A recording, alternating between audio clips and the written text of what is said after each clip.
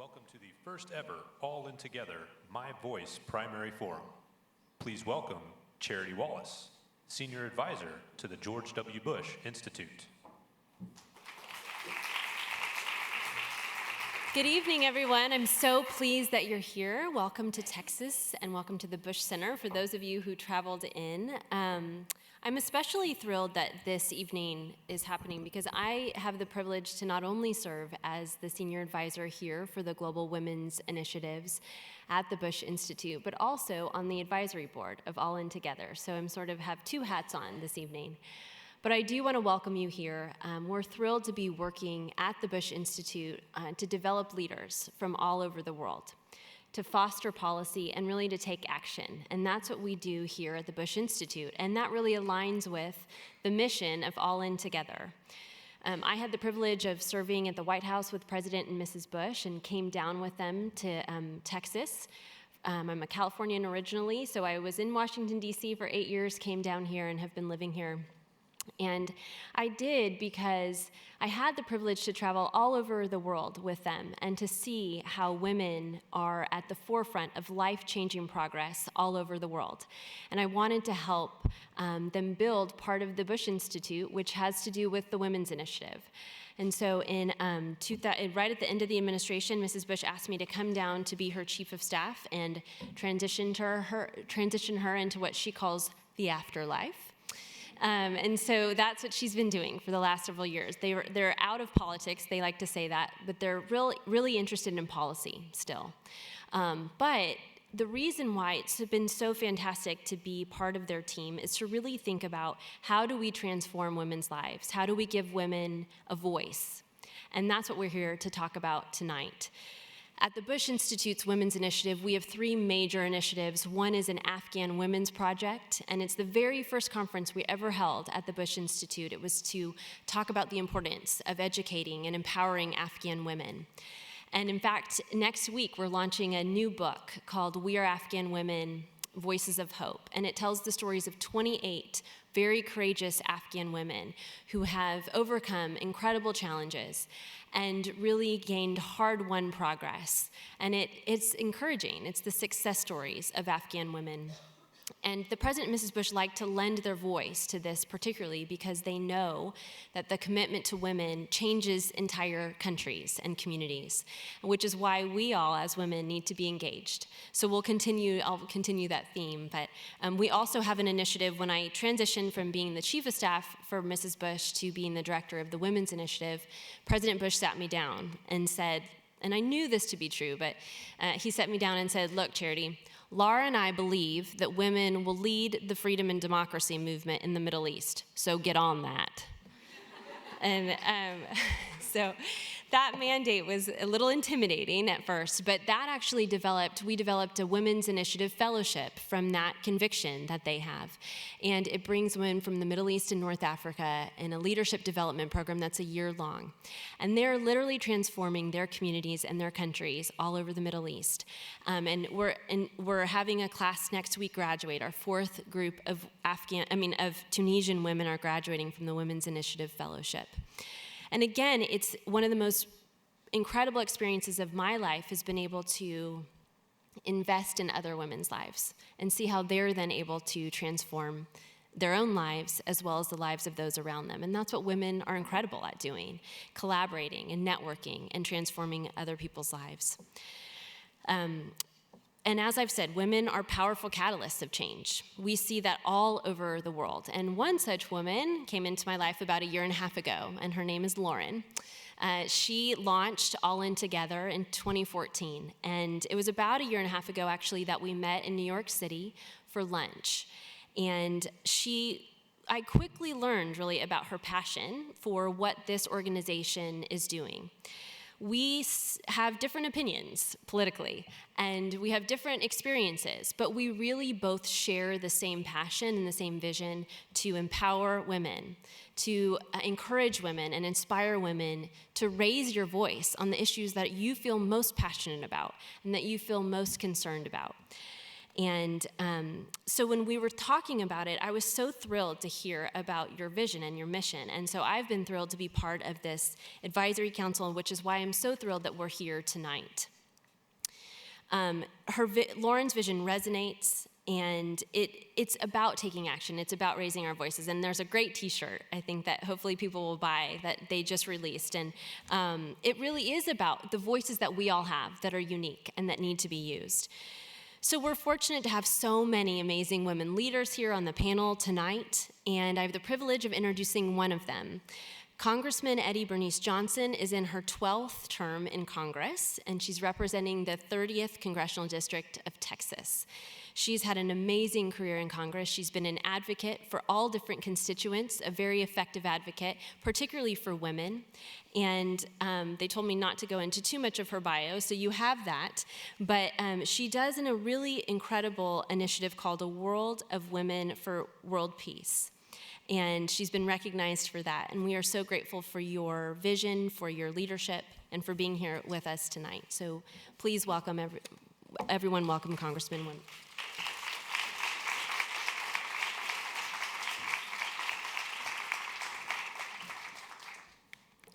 Good evening.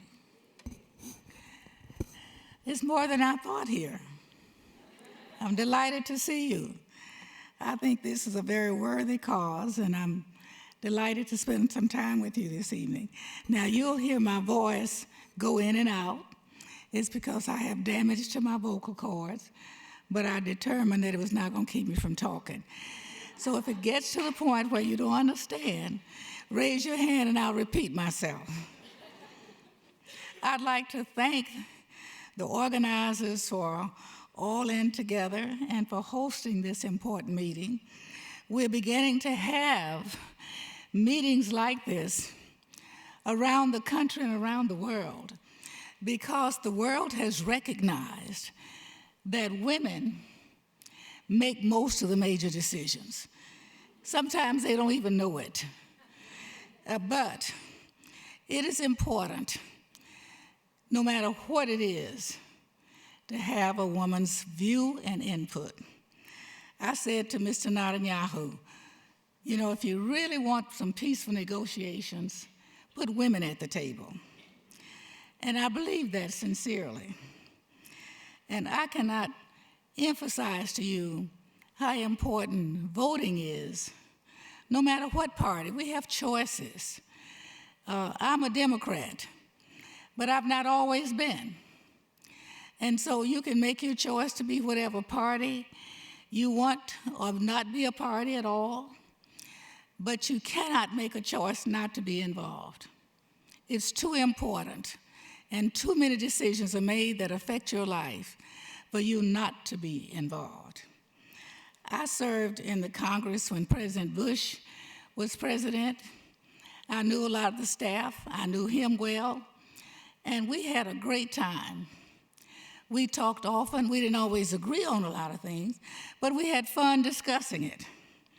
And so I'm delighted to be here for my first time in the Bush Library. I don't live too far away, but I just have a busy schedule. So thank you for having it here. You will see where he's shown a great deal of interest in Africa. It came from me. He asked me, I told him I was chair of the Congressional Black Caucus when he became president. And I said, we need to meet with you. And so he said, okay, Eddie Bernice, what do you want to talk about? And I gave him my list. And then I said, in Africa. He said, what? I said, Africa. He said, why Africa? I said, well, you know, you're talking to the Congressional Black Caucus. That's our motherland. He said, okay. So when we got there, we stayed about 45 minutes over the time that he had given us. And I said, Mr. President, I'm so sorry. I know that the time has run out. He said, oh, no, but we're going to talk about Africa because I've been studying it all day. And so from that point, he became interested and took the lead in making sure that there was interest and funds provided to fight AIDS in Africa. So he still visits Africa with that interest, and I'm very delighted. let me say that there are many ways to be involved, but very few ways to be involved without voting. When you become 18, it becomes a part of your major meal, the menu, not the dessert. It becomes the most important thing you can do because you elect the most important decision makers in the world. And so it's no excuse. There is just no reason not to vote. And you have choices. Tomorrow is a choice day, for example. That's the primary, it's a nominating day. You can nominate and then you can go back and elect or not elect in November. But the choice is yours. No matter what your background is, no matter what your political affiliation, make your voice heard. Explore serving in local areas where you don't even have to declare a party. School board, city council, very important positions. Most of you that know anything about me, I'm too old to be serving anywhere, but I am. I started at state level before most of you were born, and I've learned a lot. And a lot more women have come on board since I started. As a matter of fact, you'd probably be surprised to know I was the first African-American woman to be elected to anything in Dallas. And look how many there are now. And what I found most important is to encourage women, when you have run and you have been successful, bring other women along. Make sure you might be a first no matter what you do, but make sure you're not the last. Make sure that every step you're making a way for someone else to join you. It can be quite lonely alone. I know about that too. Most of my work world has been with men, but I would not allow myself to be overlooked. I didn't then. I'm too old for it to happen now. And so I'm delighted to be here with you this evening. And if you have any questions later, I'll try to answer them. I would say that about anything you can imagine that one can experience, being in office as long as I have, I've probably had the experience. And I survived it. So that should be good news to you. It is nothing to fear. It is something to be prepared for. So I look forward to the evening. Thank you.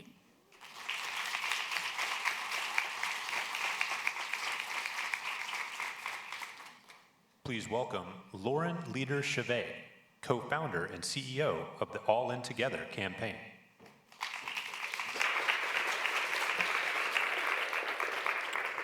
Thank you so much, Charity and Congresswoman. I can't imagine a better way to start our conversation. And thanks to all of you for joining our evening. Most of you probably did not know who we were before you RSVP'd yes, that you would come. So thank you for taking that leap. You don't know who we are because we are a very new organization. We're only about a year old.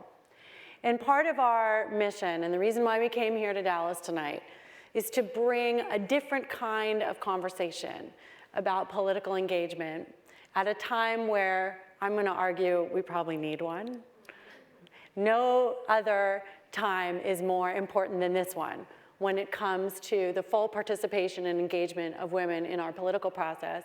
And what we're committed to doing is having fabulous, bipartisan, civil, thought-provoking conversations to help encourage women to be part of that process. Thank you. So I want to just say a few words about how we got here and about why we're having this conversation tonight.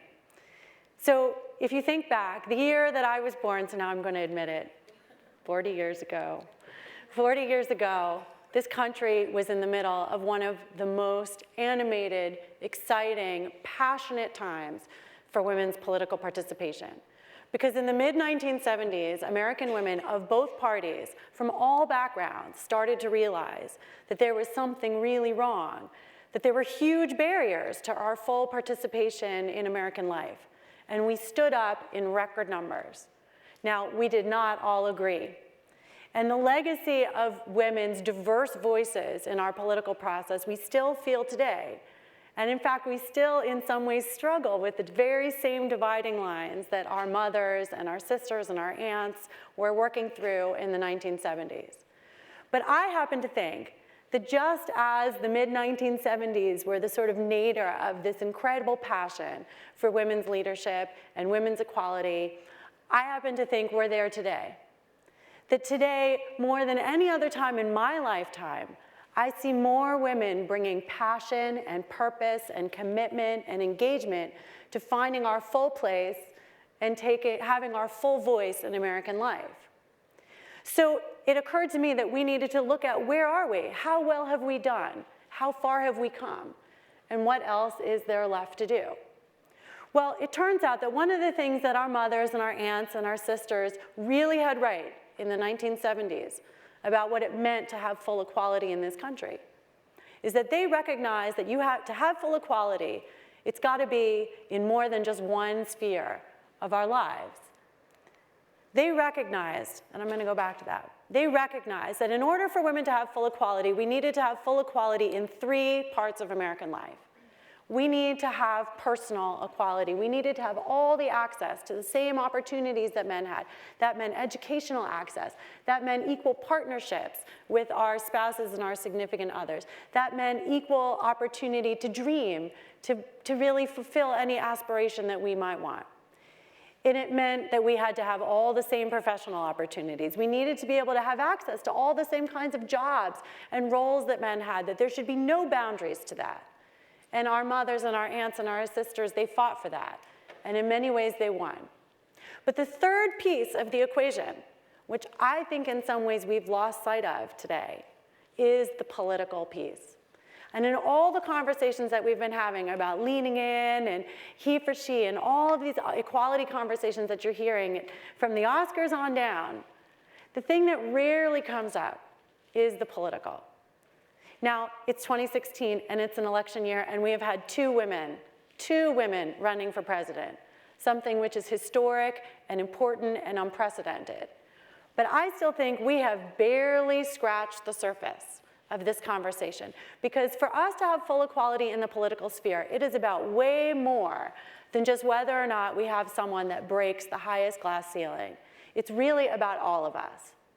So we found it all in together with a mission to try to bring us together, recognizing that we do not all agree, and we do not have to all agree in order to really fulfill our promise and to have our voices heard in the American political process. Now, I happen to think that one of the reasons why women maybe are slightly less engaged, and I'm going to show you the data because I think it's fascinating, is because of the divisiveness of American politics. And that's not just between the parties, that's even between us as women, that we've allowed some of our disagreements over very meaningful and important policy issues to keep us from really standing up and speaking up. So what we wanted to do with All In Together was to say, can we build forums like this one and like others that we're doing around the country to give women an opportunity to talk about the political process, to talk about the issues that matter to us, to learn how to engage and speak up and be heard by our members, to participate more fully in a way that feels right for us. And I will argue, and I know we're not all the same, but I would argue that I think most women appreciate a more civil, respectful discourse, and I think we are often the ones to lead that. So that's what we're here to do tonight, and it's special and unprecedented. So a couple things about how we're doing on those 3 spheres. Well, the reality is we're doing incredibly well. Women have been outperforming men in terms of our share of college degrees for many years. We are increasingly having equal partnerships with our spouses. Not enough. The data still shows that the second shift is alive and well. Many of us are still working full-time, and also the primary caregivers and the primary ones responsible at home. I got really lucky. I married a guy who cooks and who cleans, and that was kind of important to me. He's watching now, so thank you. Because I could not do what I do were it not for my incredibly equal partner. But there's still work to do, and I know not all American women have the same privilege that I've been lucky enough to have a partner who comes through for me in that way. And then what about the professional? Well, the reality is we're also doing pretty darn well. And we all know that there are a lot of barriers left in corporate America. It's still only about 4% of CEOs are women today. But across the board, we're actually doing incredibly well. And about 38% of American women out-earn their spouses today. All right, how many people in this room are the primary breadwinner in their family? That's about at least 40% of this room. That's a huge change, and the Congresswoman is right. That is so important, and it is a big shift in the success and the power and the influence of American women today. It was not always like that. And then the third, on the political front, well, the one thing we should all give ourselves credit for is that women vote. In fact, women outvote men, and women have turned every election in this country since 1980. Did you know that? So here in Texas, you all, I'm gonna say y'all because I'm here. I know I'm a New Yorker, but I have to at least say it once. Y'all have had the chance to vote for the last few weeks. So how many of you have already voted? Woohoo, that's an amazing number. That's most of the room. That's awesome. And you know what, that is true. Women do vote. And you wanna know who is the group of American women who are more likely to vote than anyone else, who show up in higher numbers than any other group in America? Black women. Black women outvote any other group in America today. They are committed, they show up, and it's not just in places like South Carolina, it is right across this country. So the reality is when it comes to our civic duty, we do it, and we get it, and we know how important it is, but there's more that we need to do. Unfortunately, that's not enough, because what happens is that we turn these elections, we send these folks to Washington to represent us, or we send them to our state houses to represent us, and then we say, have a nice time, let us know how it goes, we'll check back in 2 or 4 years. But the problem is that we gotta hold those leaders accountable, because in a democracy, they work for us, right? And we elected them, and they are in their offices to serve us as their constituents. And unfortunately, women are not doing that. So the numbers about our political empowerment are not as good as they should be. The United States is 54th in the world in the political empowerment of women. Take a guess at what countries might be ahead of us on that list. England, Scandinavia, what else? You know the answer, Charity. But she's right. Rwanda. Rwanda has almost 50% women in their parliament. South Africa. Tunisia has a constitutional requirement of a representative democracy that ensures that they have women in their parliament equal to numbers of women in their country. So it surprises people. It is Scandinavia, it is other countries, but it is also places you would not expect. And as the world's most powerful and important democracy, we need to climb that list. That is a terrible number. 54th is not acceptable, right? And the gender disparities are huge. So here's the thing, I'm not gonna I want you to hear from everyone else here, but I wanna share a few other thoughts. It turns out that there is a lot of good reasons for women to participate. How many people here think that the American political process is like a little bit broken right now? Okay, and I say this to rooms full of men and rooms full of women. The most important thing that you can do to make our democracy function better is elect women. Because when women go to Washington, when women step into office, they are more productive, they are more collaborative, they work across the aisle, and they are more likely to put the interests of the country ahead of their own personal interests. So no matter your party, no matter your affiliation, and no matter your gender, if you believe in American democracy and you want to see it work better, supporting women candidates is probably the most important thing that you can do. So a couple things I want to call out before I hand it over. I talked about holding our legislators accountable. Well, what do they listen to when we send them to Washington or we send them to the State House? Well, it turns out that they do still listen to their constituents. And constituent engagement is incredibly important, but women are under-participating. We are much less likely at town halls when we come to hear our candidates talk, we are actually less likely to ask questions of them or to speak up. And every year, the United States Congress receives 2 million fewer letters from female constituents than they do from men. 2 million. Now, you can argue whether or not they're reading all those letters, but 2 million is a big number. And that number needs to close. And the last one, just a basic kind of how to get opinions heard, op-eds. Over 90% of the op-eds in American newspapers today are written by men. Only 10% are written by women. So when we talk about having our voices heard, this is what we mean. It's not just about voting. As important as it is, there's so many other ways that we can be involved and make our voices heard. And the last one, political donations. Now, many of us find that the money in politics reality is somewhat distasteful, and that's fair. We don't have to like it, and I personally would like to see that change. But like anything, you gotta play the game to change the game. If we are not in the game will not change. And the problem for many women candidates is that many men expect women to fund them, and the women are not stepping forward, right? So if we want to have voice and influence, even if it's $5, and I know many of us have given in this presidential campaign, but think about those local races. Think about the candidates that you know in your neighborhood running for school board or running for, as the Congresswoman said, running for municipal seats. Those women need our support. And I would encourage all of you to think about that, whatever you can do, whatever you can do.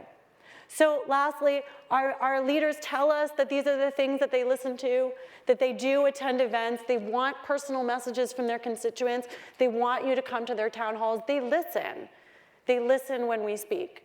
So it's up to us. So what do we need? We need more of everything. And people ask us all the time, what is the measure of success for All In Together?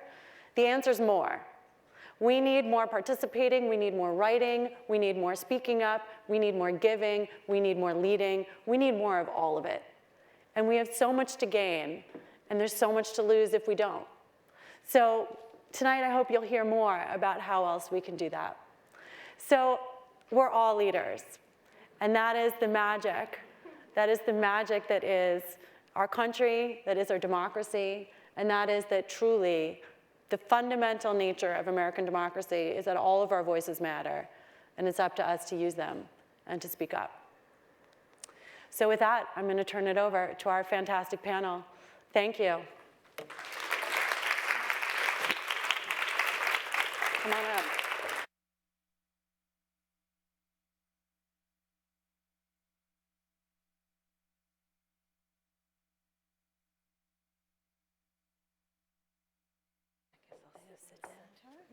Yeah, I think he wanted it on the side, yeah. Okay, thank you.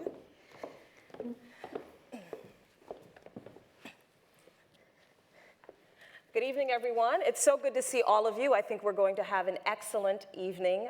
We're going to be talking about something that I think we can all agree, which is that women basically rule the world.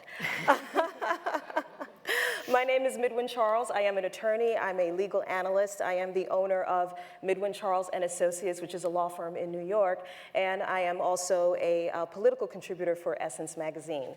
And without further ado, I would love to introduce to you the two women who are sitting beside me. They are impressive and truly amazing. Katie Walsh serves as Chief of Staff for the Republican National Committee. Katie joined the RNC as Deputy Finance Director in January 2013 and was elevated to Finance Director in June of that year.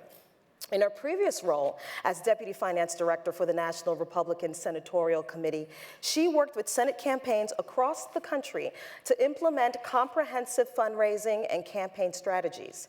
Her past experience also includes serving as Midwest Regional Finance Director for the McCain-Palin campaign in 2008 and working for Friends of Fred Thompson at the Ashcroft Group and as a field representative for Missourians for Matt Blunt. She received her undergraduate degree in business and finance from the George Washington University. Please join me in welcoming Katie Walsh. Thank you. You're welcome. You're welcome. And to my right, not literally, I have Amy Dacey. Amy Dacey is Chief Executive Officer, CEO of the Democratic National Committee. Prior to the DNC, Amy worked as the Executive Director of Emily's List, a PAC that supports pro-choice Democratic women running for office at all levels of government. Prior to Emily's List, Amy worked at Service Employees International Union as Director of Government Relations, managing the organization's legislative, policy, intergovernmental, and executive branch outreach departments. From 2005 to 2006, Amy held the position of National Political Director at Keeping America's Promise, then Senator Kerry's National Leadership PAC, after working on his presidential campaign in capacity of traveling political director. Amy is a graduate of American University, my alma mater. Hey, go Eagles. Where she earned her master's in political science, and of the State University of Binghamton, where she completed her undergraduate studies in political science and history. Ladies, and I think I see maybe one gentleman, join me in welcoming Amy Dacey.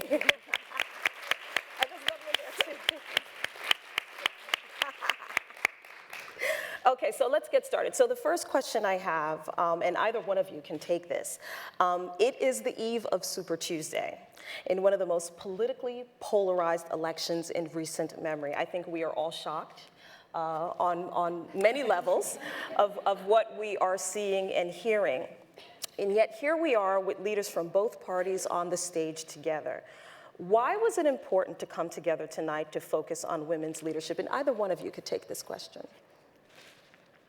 I'll go first. I think firstly, and thank you for having me, and it's a wonderful organization, and I think this is a nice segue question from the presentation that was just talked about in terms of, I think one of the reasons it's so important to be here is because I think you're going to see record turnout tomorrow night on both sides of the aisle.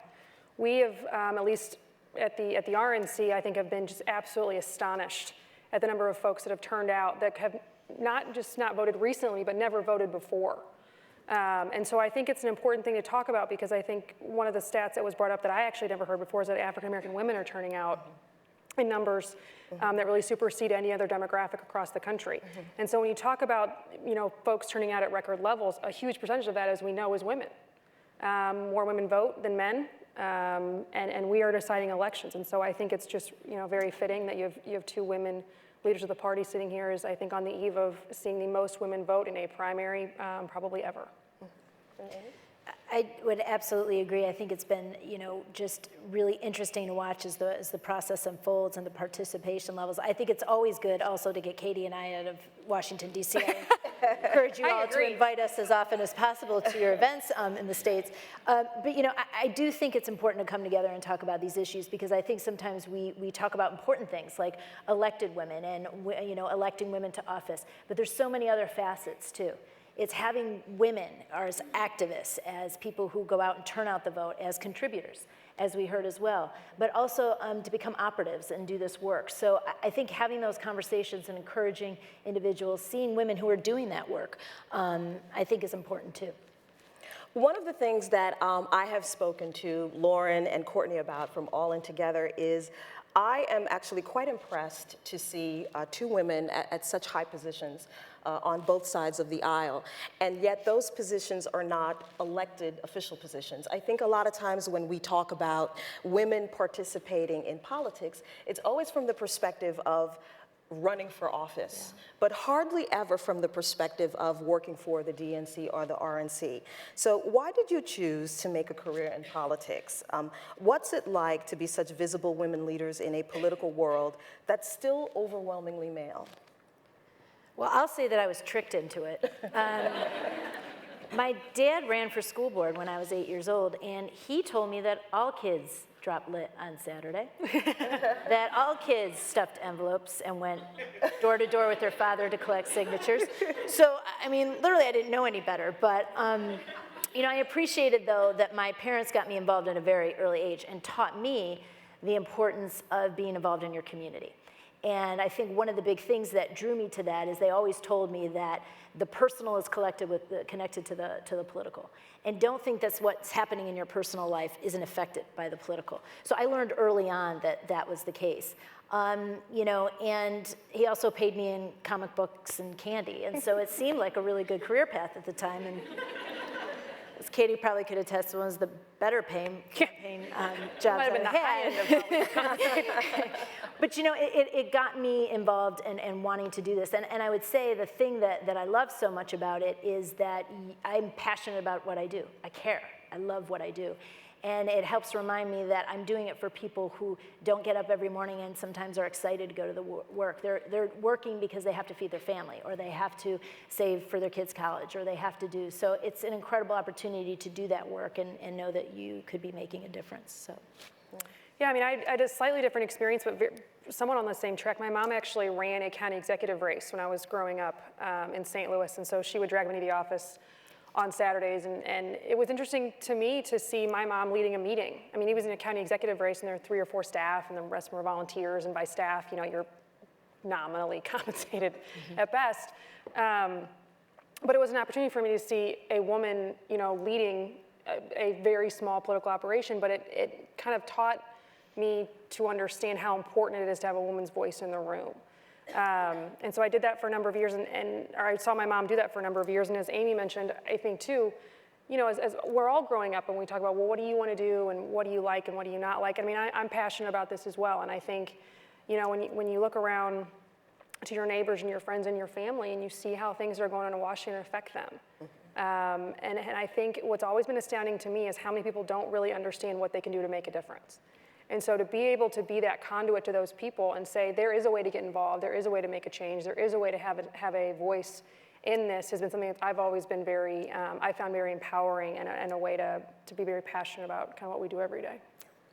And in light of what we've heard Lauren talk about political engagement for women, why do you think this election is so important for women? Well, listen, I think when you look at the statistics, we've got, one of the most diverse Congresses, in history, but it's still 80% men. And so when I worked at Emily's List, it was that constant trying to increase those numbers, locally and certainly at the national level. And so, the issues that are on the table, whether they're, women's health or pay equity or paid leave, security, whether it's, foreign security, whether it's, national security, whether it's security in your home, those are all the issues at the forefront. And you've got, more than half, the women out there are minimum wage workers. They're running households. They're responsible for, their families. So I think that's a huge part of it. But I also think that we have an opportunity this year to have more women running and on the ballot, and so we can make change also at the federal level and at the local level. And so I think there's a lot at stake at this election. So. You?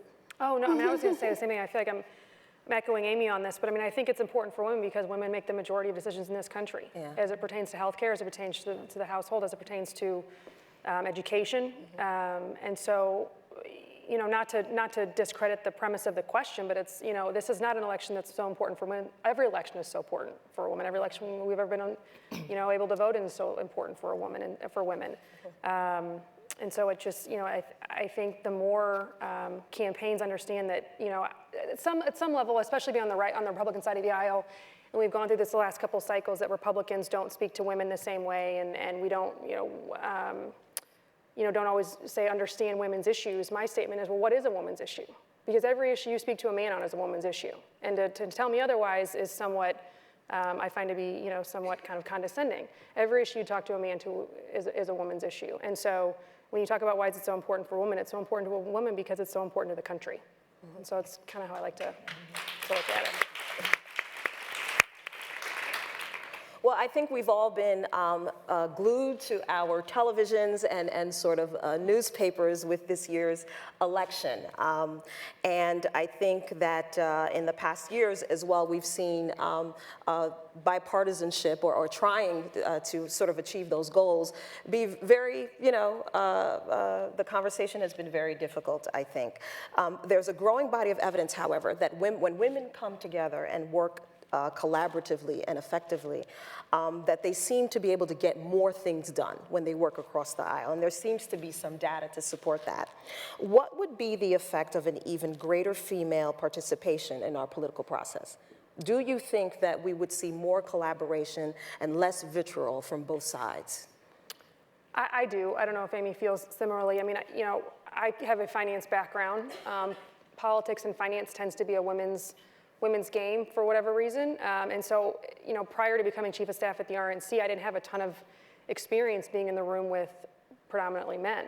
And it was amazing to me how different the tone is in the room and the conversation is in the room when you're one woman of 5 or 6 men, or even 2 or 3 women of 7 or 8 men, as opposed to when you're a room full of women.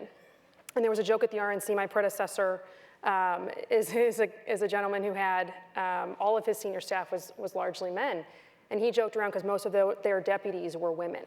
And so when he couldn't get something done in a room, he would kind of pull me aside and be like, hey, can you get together with Sarah and KK and all these other, can you like figure this out? Because in this room, we're having a hard time figuring this out. And I think it's just a small microcosm example of we used to all go back and talk to our directors and be like, okay, well, here's what they're really saying. And it's amazing to me how hard it is sometimes, and I'm saying this with a ton of affection for men, to remove their ego from the situation. And I think women by nature have an amazing ability to, pardon my French, but cut through the crap and say, here's what I need to get done, and if we don't get this done, here's the cost of that.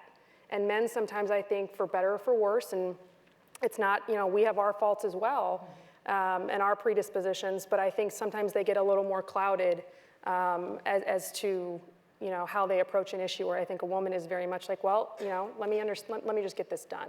So I don't know, Amy, if you feel. Well, I'll just add, I know you heard recently we had a little blizzard. And it was a little challenging for all of us. I'm originally from upstate New York, so I was kind of like, please, Right. Right, I know what you mean. But it was a little bit of a challenge. But it was literally all the female senators that showed up for work. Yeah, I saw that on the news. I saw that on the news. And, it's just I saw that, you're just kind of like, yeah. And they all aren't from upstate New York. Thank you very much. But no, I'll agree. I just think that you can see some of that, some of the big, and it's actually been across the aisles too. I think Katie will say is some of the big collaborations you've seen are Senator Marina Paul, Congressman Reiner, or you can actually see, women bringing men to the table and finding collaboration and finding a way to find that middle ground. So I think it's incredibly helpful.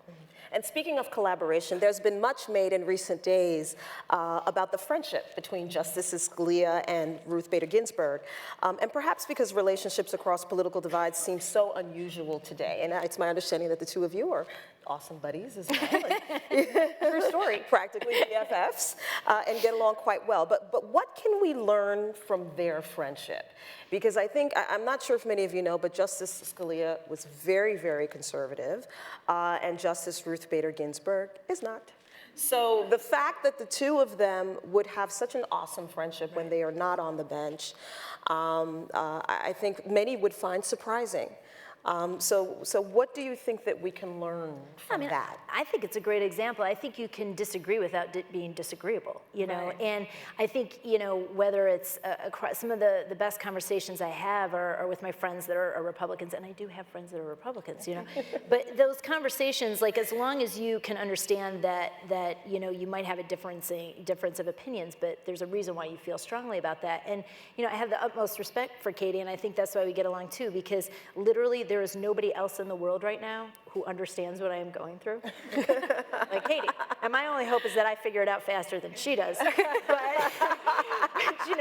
you can understand that there's a lot of the same, challenges. And I think that it is that tone and that tenor, because you can disagree on the issues, but, where you can find the common goal. And I think they're a great example of what you can do. Yeah, I think just coming back to the fact that we might be Republicans or Democrats, but at the base of it, we're all American citizens. And there's a reason that we care as much as we do, and it's because we care about our country, and it's because we care about our families, it's because we care about the world we live in. And so when you come from that point, which is I'd rather always be at the table with someone who cares over someone who doesn't care. I'll take passionate disagreement over empathy or over just not caring any day of the week. And I think one of the other things, and Amy and I talked about this before, and Amy and I actually got to know each other from going on a trip to London together before the elections last May, I guess. Yeah, you're good. But one of the great things was, Amy and I got to spend all this time together, and we didn't talk about the fact that she may be on one side of one issue and I'm on the other side of the issue. I got to know Amy as a person. And Amy deals with, as she mentioned, a ton of the same challenges that I do, more so than, it's unbelievable to me how often I think when you disagree with someone on something that defines how you see them. Yeah. And you may actually have a million things that not only agree with them on, that are in common with them that you can't see past because you disagree with them on one issue. And so one of the things that I think is so unfortunate about the political reality in Washington where we live today is, these House and Senate members don't spend as much time together as they used to as people. I've heard that. And it's really, really unfortunate. And I think Amy could speak to this too. But there are a lot of members of our Senate that have been around a long time that actually get a lot more done than some of the newer members of the Senate because they used to spend a lot of time with their colleagues across the aisle because their kids went to school together, they went to church together, they belonged to the same, whatever. Groups, organizations, book clubs, whatever it might be. Their wives knew each other. There were connections that were more so than just, I can't believe that he won't vote for me on my budget deal. And then all of a sudden you make an enemy of that person. And so I just think it's incredibly important that we all remember that there's a lot more to us than just what we believe on one issue and know that, I would always love to have someone that cares about something over someone that doesn't care about something any day of the week. I would so agree to that. I saw the Congresswoman nodding. But I used to work for Congresswoman Slaughter.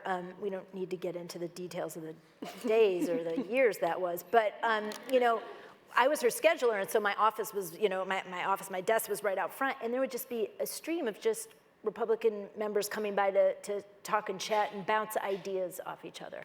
And I just remember really thinking that was just amazing. And then that also lent that they led by example. So our staffs were more collaborative in talking to each other. So I think you don't even realize that even when the members are getting along and talking more, that also kind of helps, on the staff level as well, too.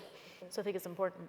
Well, you threw out an interesting statistic earlier when you said that Congress is still 80% men.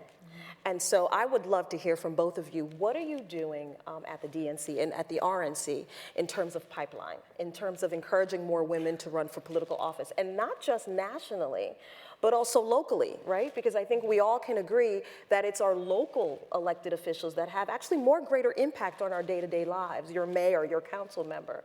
So what is it that you two are doing, or the DNC, RNC, respectively, to sort of increase that pipeline so that we could have more women running for elected office?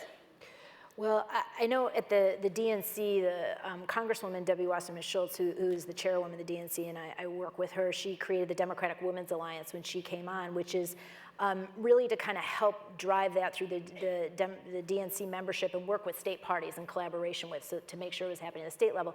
And a lot of that was building that pipeline. It was making sure to reach out and to encourage, and working with some of our other committees that help to encourage, elected office on that level. But it's also trainings that we do. We have the Women's Leadership Forum, which is kind of a finance arm, but we also do trainings and bring in women to talk about the opportunities of careers in politics, to do that as well. We have a women's caucus that makes sure that we are, organizing and talking about not only how to get to women, but I think that we're trying to figure out where are they getting their information from. There's a lot of news sources, especially with social media. You have to go to where people get their information, and so you're doing that. So there's a lot of pieces organized around that, and what we really try to do is work with our states, because as you said, it really is about getting into that local ability. When I worked at Emily's List, you have to ask women several times. In order to get them to run. It's just kind of a theme that you have to ask them. So I'm asking you all once tonight. I might do it again. But you have to have that encouragement. You have to find trainings. We did tons of trainings. You have to find opportunities to encourage them to do that. So we're trying to build those programs, at the DNC. And then a lot of this is going to be, when we both have nominees and are pushing through and doing our voter contact and our field programs. So. Yeah, absolutely. I mean, Katie? So our co-chair at the RNC is a woman named Sharon Day, who's a state committee member from Florida. And she launched a program in 14 called 14 and 14. And it was the idea that we would kind of go into 14 states and try and add a significant amount of women to the state legislatures in those states. Right. And so we made a big effort to try and take, as Amy said, trainings. Our political operation went into those states and tried to sit down with those women and groups of women and say, here's how you can run for office. Here's how you can do it. Right. We tried to set up mentoring programs with individuals who either currently held office to mentor people that want to run for office, or people that had run for office and maybe didn't win or are no longer in office, to say, here was my experience. I think Amy's exactly right. It's a completely different mentality. A woman needs to be asked 3 or 4 times to run for office, where a man's going to beat down your door and tell you he's running for office. But wouldn't you say that's because women are running around making all the decisions of the household? I'd be curious, do you hear that a lot from women? Like, I don't have the time. Right. I gotta pick up the baby. I gotta. Right. They need to hear from other women on how to balance this. Yeah, it's a very scary thing. And so it's definitely an educational process, and I would agree. I mean, there are other arms to the to our committees, which are the senatorial committee, the congressional committee, and we try and make sure that obviously those committees as well are talking to women constantly about opportunities they have in their states to run and tools that we can give them to make it as easy on them as possible. Excellent. Excellent. And what about for women who aren't interested in running for elected office? What are some of the important ways that they can make their voices heard on issues that matter to them? So, I mean, I love the PowerPoint because I think it talked about those areas where there's deficiencies. It is about like op-eds or posting something online or reaching out, I always say that campaigns are just conversations. And technology changes, candidates change, it's just a conversation with voters. And so we have to have those conversations with people who want to hear from, people in their community about that. And so, you can run for office. I've always been much more comfortable being on the operative side. I love running campaigns. I love getting people engaged and to vote and to do the strategy around it. I think there's different roles that you can play. And, I've been at the different committees. I've been, involved in the labor movement too, because so many of the women, workers. So I think you can find that way to help shape and push out the voice. But I think there's also so many things to do now. I think sometimes people think of an election as like, a month in October and, in November. There are things that you have to do now. And whether it's contributing or getting information together or, reaching out and registering, there's so much you can do throughout this whole year to get involved. And so, we eat, sleep, and breathe it every day, right? And so you can't make the assumption that everybody's waking up every morning and thinking about this, as we do. But I think there's just so many ways to get involved this year. Yeah. So. And I'm just curious, what are the numbers on the operative side in terms of women? I mean, I know we've heard the number, the 80% number in terms of women in Congress and elected office, but what about women strategists? What about women who are running campaigns? I mean, right now, are there any women who are at the head of any of these presidential campaigns? I think there's women on both sides that are in top positions. I don't know, exactly on our side, like the actual manager position. But, I know when you look at past presidential cycles, whether it was Gore with Donna Brazile, yeah. or John Kerry, Mary Beth Cahill, Patty Solis Doyle in 2008 with the Clinton campaign. So there's been, some strong, women leaders. But I think we always encourage women to be trained and run, at the campaign manager level as well. I don't know the statistics myself. Yeah, I don't know statistics either. I know, we've got John Kasich's campaign manager is a woman. Good. Carly Fiorina's campaign manager, deputy campaign manager, but she was basically in charge of the campaign, was a woman as well. I would just be very candid in the fact that the Republican side of the aisle definitely does not have enough women operatives, for sure. And I find it interesting because I actually started my career in Washington on the Senate side, and we have a ton of female chiefs of staff. And that's one of the things I always like to tout, that John Cornyn, Mitch McConnell, John Barrasso, and John Thune's chief of staffs are women. So when you get a leadership meeting together with 4 of the 5 people in leadership on the Republican side of the aisle, there are women in those chiefs of staff. Not to mention, Mark Kirk's chief of staff is a woman, and you can go down and there are others. But there's just an incredible amount of women that I think, don't necessarily wake up every day and put a billboard out there that they're, running a leadership Senate office. But I think on the official side, a lot of our leaders on the Republican side of the aisle have understood how important it is to have a woman run it, not just from a standard of having their voice, but just in terms of how effective they are, I like to think. But from a political perspective, I think it's really hard for women to be an operative because it's basically the same sacrifice you're making as running for office. You're talking about moving to Iowa for 6 months. You're talking about moving to South Carolina for 1.5 years. You're talking about moving to DC for 2 years. So this is a huge sacrifice that you're doing to be away from your family, your loved ones, your husband. And so we need to do just as much, I think, nurturing on the operative side as we do on the candidate side to make sure that women understand that we need you in the room and that there are going to be obstacles just like there are obstacles to everything that we do, but that they're an important, women are an important piece of that puzzle and we need to be in the room. I think that's so important because, half my family just doesn't think I can hold a job. Because like every 2 years I'm doing something, and my life is around, and you're wrapped around this election cycle, The other half thinks it's fascinating, it's great, and they also think that I'm riding around on Air Force One every day.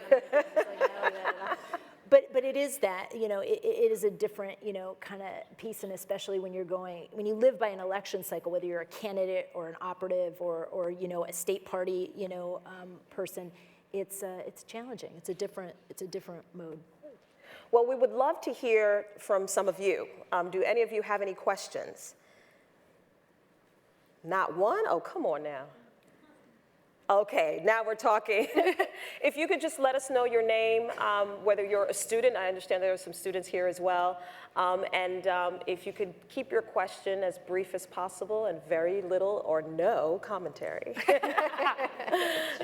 Hello. Hello, I'm Retta Andrews Bowers, and I'm a candidate for state representative this election. Thank you, and I basically like that you spoke to balancing motherhood, running your home, and trying to push campaign staffers to run your campaign so that you don't have to do it all. What are some of the ideas that you can give us, candidates that are trying to do that?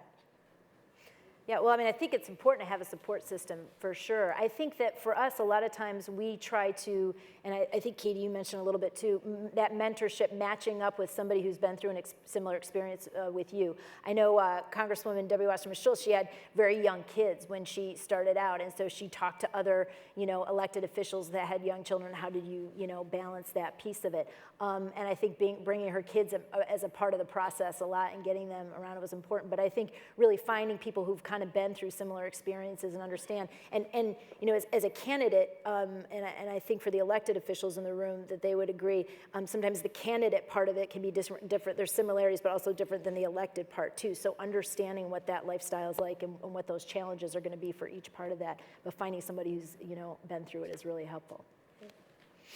No, I'd agree with Amy that just talking to people that have been through it themselves, I think, is the most effective way to try and find things that work for you. So finding a mentor, and I think we have one right here. Congresswoman King. Do we have another question from the audience? Okay, bringing the mic over. Thank you. If you can just tell us your name and then your question. Hello. Hi, my name is Tricia Miller, and I'm involved, as many of the people in the audience are, with an organization in Texas called Annie's List, where we recruit, train, support staff, and elect women to office. Oh, terrific. One of the things that we've been talking a lot about in this election cycle is the issue of family and maternity leave. We're seeing it gain a lot of momentum. We're having lots of dialogue, and though I agree, Katie, with what you said, that women's issues are everyone's issues, this seems to be particularly an important issue to women today. So I guess my question, I'm sorry, is what are you seeing within your campaigns? What kind of attention do you think your campaigns are paying? Yeah, I think definitely at our Democratic debates, you've seen these issues come up in town halls as the candidates. It's the greatest part and the most exciting part about this process is candidates really have to go to people and in these states and talk to them about it. I think it'll play a significant role. I think the piece of it too is that as activists, as people who are out there, you have to push those issues too, to make sure that the candidates are focused on it, and that's a responsibility, as a part of the electorate to do it. But I think it'll be a big part of the conversation for sure, and not just at the national level. I think definitely, for state-run elections and at the federal level as well. I think it just speaks to Lauren's presentation earlier. In terms of you need to go to a town hall and you need to stand up and you need to ask the question. Questions get answered because they were asked. And so, if you don't push your potential leaders on what's important to you, and you're sending 2 million fewer letters than someone writing a letter about another issue that may not be as important to you, then that question may get answered, not necessarily more quickly, but it may get answered before yours does. And so, I think it's just important to make sure that you are voicing your concern, in every opportunity you have available to you.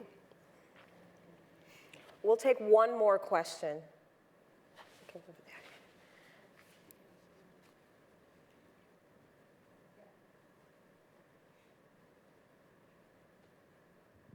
Hi. Hello. My name's Amy Miller, and I work for a nonpartisan nonprofit organization called the World Affairs Council. And you guys talked a little bit about the importance of holding our elected officers accountable for their actions and what they've said when they were running on their campaigns. So I'm curious what tools people can use, constituents can use to hold their elected officials accountable, especially since everybody has such a busy life with things going on. That they're not able to keep up with that on a daily basis. I think that's, what did you say? We'll be showing some at the end of the hour. Oh, good. We'll be showing some at the end of the hour. But I think that's an excellent question. I think that we've seen a lot happening with what's going on in Flint, Michigan, and even in Chicago with Rahm Emanuel, and then the governor, I believe it's Snyder, of Michigan. So would any of you like to take one of those questions? You know, what can we do to hold our elected officials accountable? Well, I mean, I think a lot of, you know, it was so good to have the presentation ahead of time, but I think the Congresswoman agreed too. There's, you know, whether it's in your district office where you're hearing from constituents, you know, that whenever I worked for an elected official, that mattered a lot. And so the elected officials I work with every day, they want to know what are the letters that came in, what were the responses that came in online. They really do value that. I think that when they're in their district work, you know, period, and they're going around doing town halls and talking about it, those op-eds, those are ways to certainly, you know, make your voices heard on that. And it's interesting because there's so many ways now with social media too. There's a lot of places where you can, you know, just kind of make sure your voice is heard, sound on, you know, in on some of the issues that you care about. So I think there's some of those things that you have to do. And listen, and I mean this with all due respect for every elected official that's serving, the way you hold people accountable is you have to be a part of the election. And you have to, you know, make sure that every election you are out there and being a part of the process. Because if you're not a part of the process and you're not voting and you're not active and you're not getting people to vote, then, you know, that's the elected officials that you get if you're not a part of the process. And I think having your voice heard about what it really matters to you and who really matters to you that is serving you, you know, in office, public office, is the utmost importance. I mean, it just makes me so upset, makes me work doubly hard when I see people who complain about the process, but they haven't gone and they haven't voted and they haven't made their voices heard on it. It's just too important not to. I know we're out of time, but just briefly, I mean, you know, I think one of the things I touched on earlier was, you know, I think people feel so disconnected from their elected officials from Washington, and they think that this whole thing's going on and no one's listening. And I mean, I can't speak for everyone, but I know the candidates and politicians I've worked for have a almost overly sensitive ear to what constituents are saying to them. And sometimes you think that they don't, and I don't really agree with that. I've rarely worked for someone that honestly wasn't on Twitter or wasn't asking what the summary was of the constituent mail that they got in, or didn't get emailed at the end of the day from their press assistant or from their front desk person how many calls came in on the following 5 issues and what people were saying on them. And so I think one of the things I talked about earlier was how, you know, one of the reasons I love my job is because I think I get to try and play a liaison to people that say, well, I don't know how to be involved, and try and plug them into something that makes them feel more involved.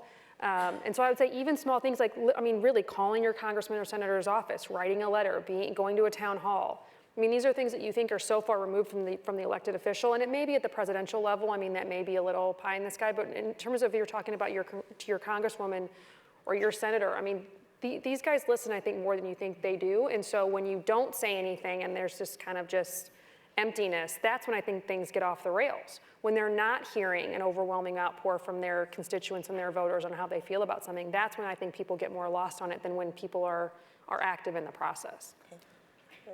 Well, thank you very much for the, for the conversation. Thank you.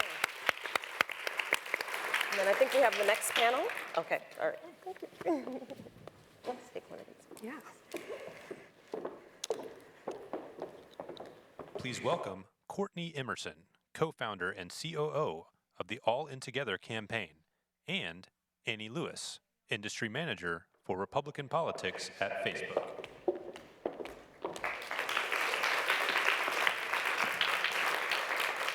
Good evening. I'm Courtney Emerson. I'm the co-founder and chief operating officer of the All In Together campaign, and I'm very pleased to introduce our next speaker, Annie Lewis, who is industry manager for Republican politics at Facebook, where she drives strategic marketing initiatives and advertising solutions for campaigns and advocacy groups. And I'm especially excited for this conversation given the state of my Facebook feed this month, which is getting heated. I feel like it's no coincidence that the Facebook reactions came out in the midst of the campaign cycle. But in all seriousness, Facebook has become such a powerful platform and megaphone for messages and getting your voice out there. So I'd love for you to just tell us a little bit about how Facebook works with political candidates and their campaigns and what you're seeing in those collaborations. Sure. Great. So the mission of my team actually is very much aligned with the mission of the company, which is, for those who haven't fully committed Facebook's mission to heart, to memory, is to make the world more open and connected.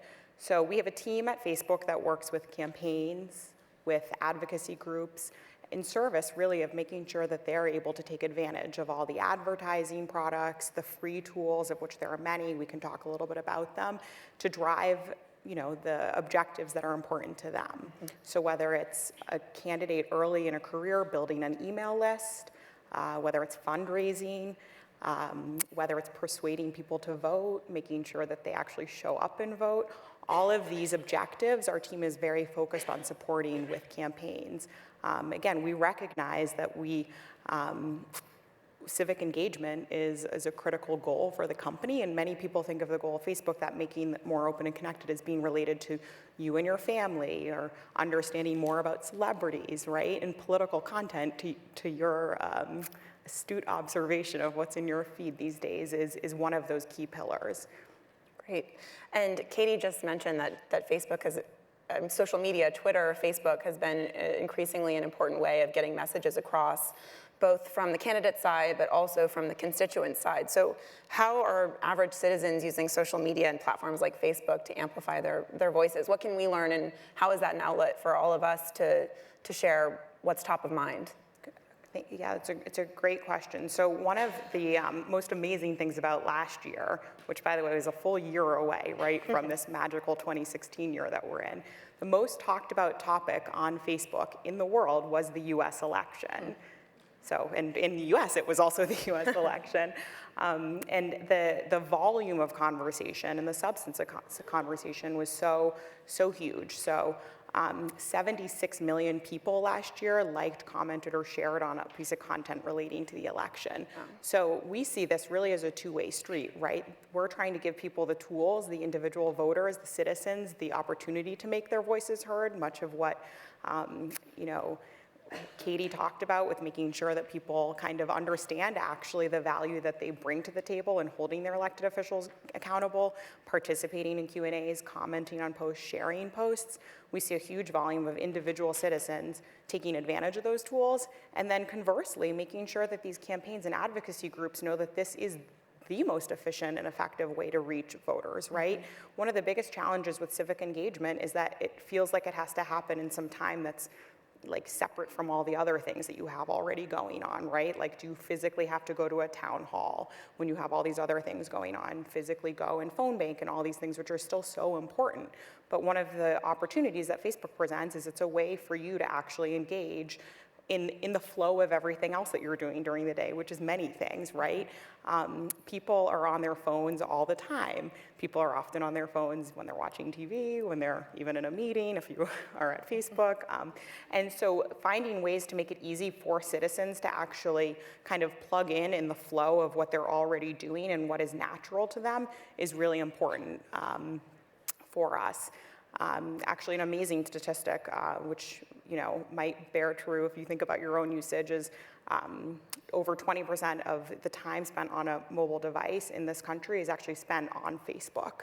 So it's just a direct channel if you are a constituent, again, to get in front of your own elected officials, and vice versa for these people who are campaigning and trying to solicit your support to actually get in front of you on those devices.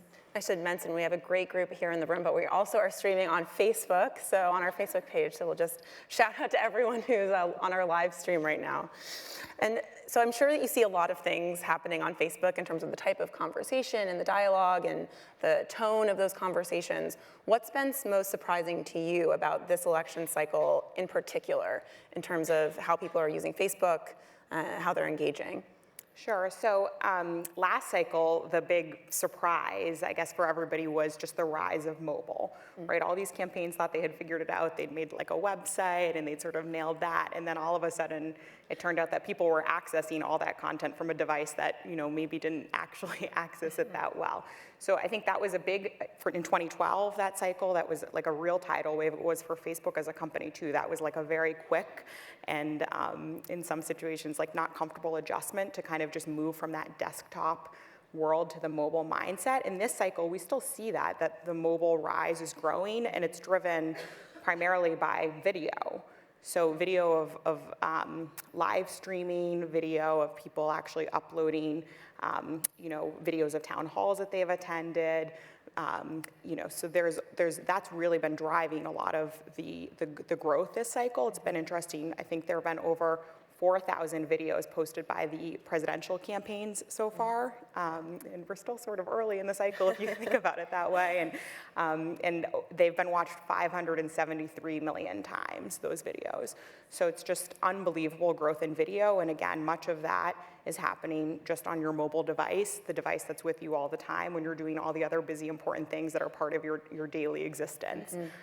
So that's been exciting. Even one of the most interesting things I think I've seen this cycle is Senator Rand Paul actually live streamed an entire day of his campaigning on Facebook and other platforms. And it was actually a fascinating look behind the scenes of what a campaign looks like, right? Like, you're never privy to those awkward exchanges with the staff, or like the very humanizing hug with a supporter.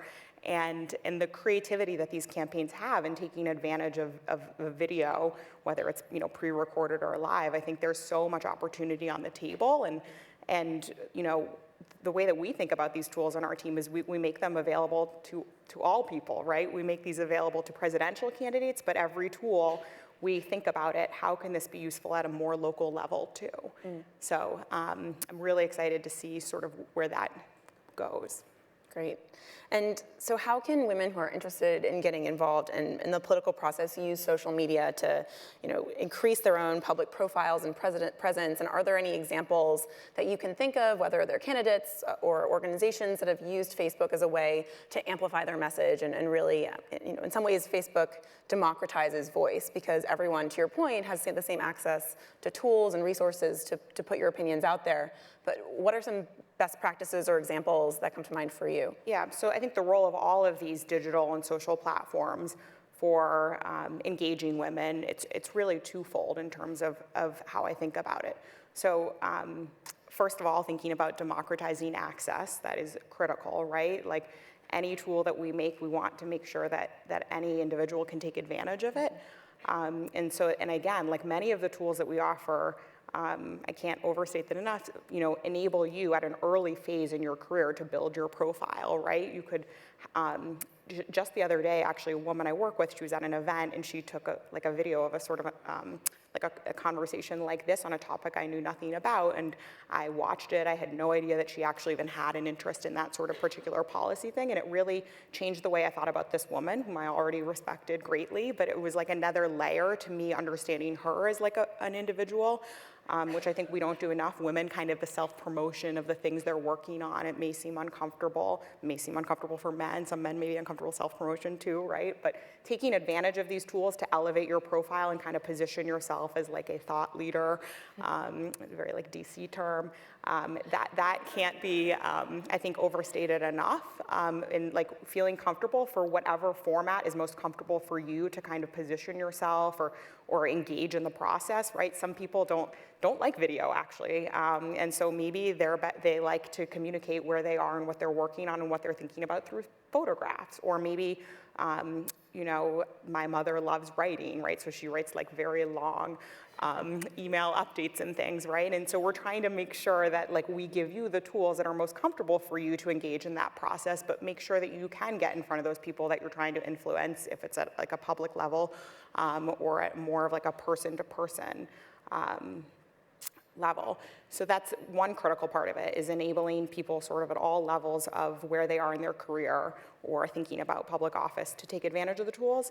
And the other thing, and this is like sort of more important and most exciting to me, is, you know, you can't be what you don't see, right? So if you've never seen a woman in office or like had the chance to interact with somebody who is influential in that way, like, how can you as a young person kind of imagine what the possibilities for your own career would be? And this is where I think in particular some of the women that have been taking advantage of these tools, Congresswoman Elise Stefanik, I'm not sure if most folks in this room are familiar with her, but she's represents a district in New York. She's like prolific on Instagram, every day showing like photos of her doing her job, which like is great if you're trying to prove to your constituents value, right? Like she's doing her job and she's taking pictures showing that.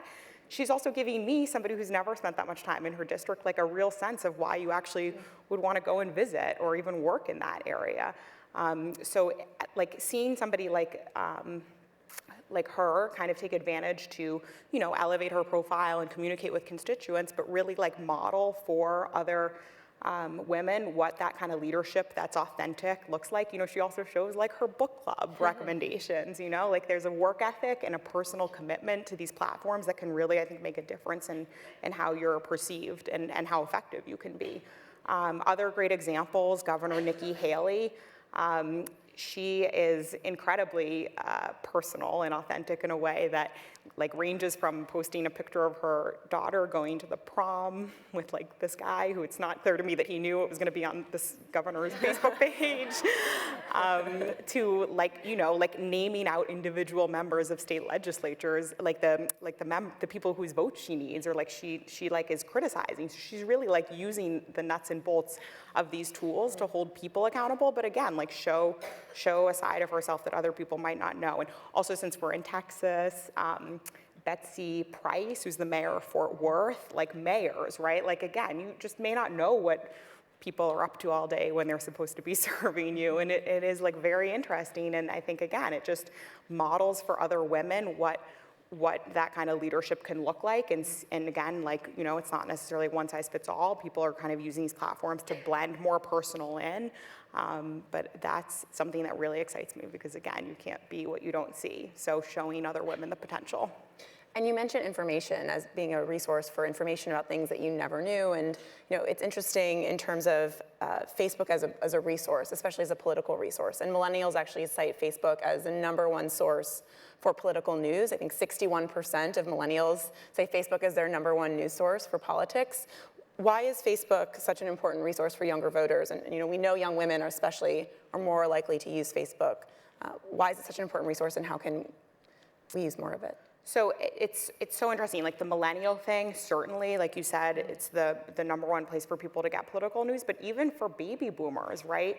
I think the Pew study I read shows that 40% of boomers actually come to get their news from Facebook. So, you know, even regardless of the generation, although skewing, you know, in that example towards millennial, and I think it really gets to the heart of, you know, some of, I think, what has actually challenged traditional media, which is this idea that you're not getting all sides of a conversation. Facebook is a place where you can actually, you know, access sort of some of the real content of the conversation and see actually what's happening. And some news organizations have really changed the way they do content as well to kind of like take advantage of this. Alicia Menendez, who's like a wonderful person on Fusion. She always does these live streams to give kind of a different angle and interactivity to the type of reporting she's doing. I mean, I just read a study last week that out of the UK that more people trust Wikipedia than they do Encyclopedia Britannica, right? So I think we're just in the midst of like a tidal wave here of where people like want to get the conversation, and one of the things they value is authenticity and immediacy. Mm-hmm. And Facebook can kind of provide a way for people to get around maybe the traditional gatekeepers of information. Again, like I see that as for people who are early in their career, or maybe women who feel like they don't get as much coverage in some of these situations, like just go around the traditional gatekeepers and go straight to the place where you can be connected with the people that matter to you. Great. So I know that the time is counting down, so a last question for you. I know you have a Democratic counterpart at Facebook, and we just heard from major leaders from both the RNC and DNC who find ways to collaborate and work together. What is your working relationship like with your your Democratic counterpart at Facebook?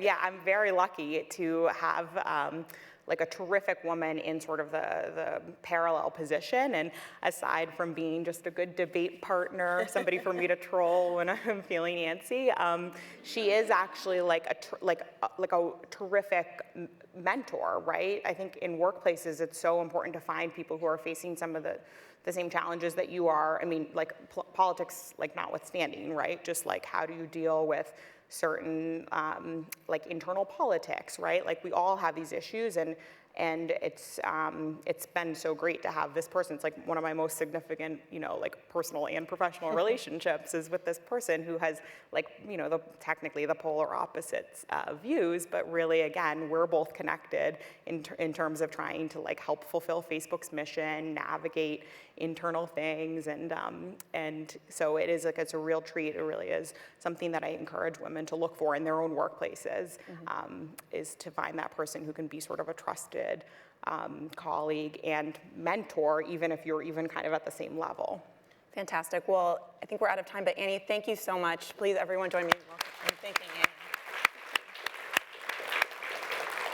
Annie. We are going to introduce our next speaker to the stage. So we have Nancy Galicia, who is the chapter president from Collin College, and she is the chapter president of Ignite. Ignite is a national organization focused on developing the next generation of leadership by building political ambition among young women. Ignite delivers programs in high schools and colleges that provide political and civic education, exposure to women in political and leadership, training and peer networks. The organization began in California in 2008, came to Texas in 2011, and is now in several of the high schools and colleges across Texas. So here to share her story, please join me in welcoming Nancy to the stage.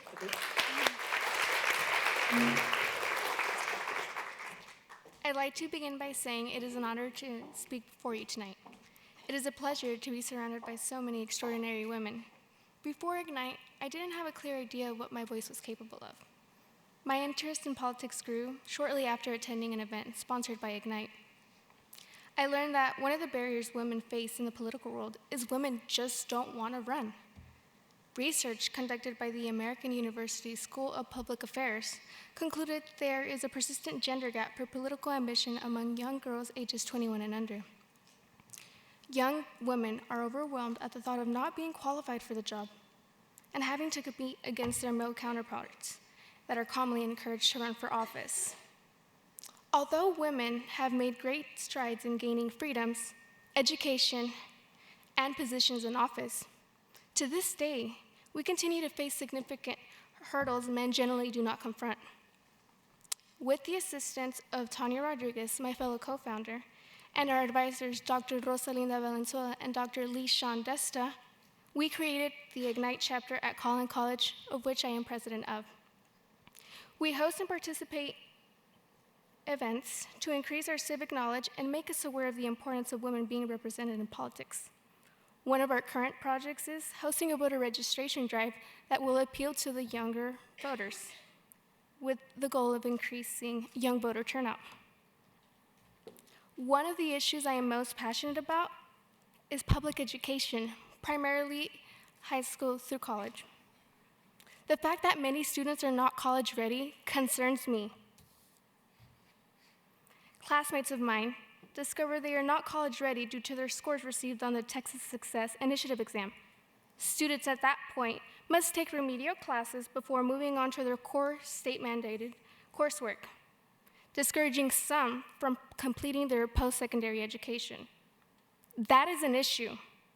One reason I want to run for office is to ensure programs like Advanced via Individual Determination, also known as AVID, are offered to every high school student. AVID teaches skills and behaviors for academic success necessary to acquire before attending college. If more young women spoke out about issues that matter to them, our legislation and laws would better represent us. I am grateful to have discovered the importance of speaking out for what I truly believe. With Ignite, more young women have the opportunity to do the same. My voice matters because one day it may be a part of a larger America. I plan to run for office once I complete my academic goals. I say this with certainty. I can and I will be a future member of Congress. Thank you.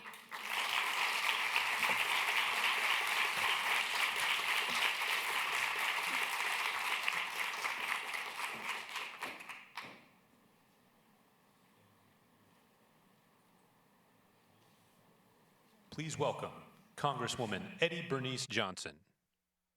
Julissa Arce, author and immigrants' rights advocate. Laura Cox-Kaplan, Principal in Charge, Government and Regulatory Affairs, PwC. J. Newton Small, Time Magazine correspondent. And Rina Shah Bararo, Republican commentator and strategist.